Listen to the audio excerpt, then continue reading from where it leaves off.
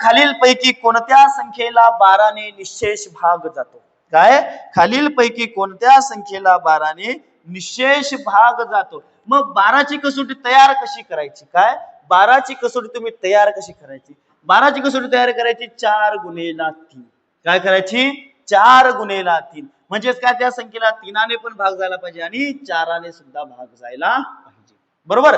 कारण ज्या संख्येला 3 व 4 या दोन्ही संख्यांनी भाग जाईल तिला मग कितीने भाग जाईल? तुमचा 12 ने सुद्धा भाग जाईल. ठीक आहे, मग बघा बरं.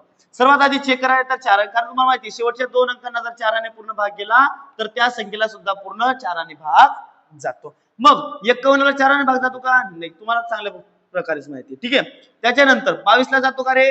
4 चौक 16, 4 25, 22 ला सुद्धा जात नाही. मग 44 ला जातो का? तर जातो. 56 ला जातो का? तर जातो.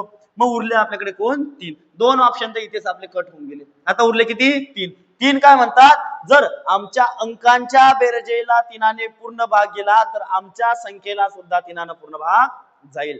3 काय म्हणतो की जर या अंक सर्व या अंकांची बेरीज केली 7 आणि 4 11, 11 आणि 2 13, 13 आणि 4 17, 17 आणि 4 21 आणि या 21 ने जर 3 सुद्धा भाग गेला तर या संख्येला सुद्धा 3 भाग जातो. बरोबर? मग या ठिकाणी 4 पण भाग गेला आणि आमच्या 3 पण भाग गेला म्हणून या संख्येला आपल्या 12 सुद्धा भाग गेला. या ठिकाणी 3 भाग जातो. बरोबर? 6 आणि 5 11, 11 आणि 1 12, 12 आणि 4 16, 16 आणि 6 22, 22 ते 3 भाग कोणत्या स्वरूपावर जाणार नाही. म्हणून हे उत्तर येईल का आपलं? नाही.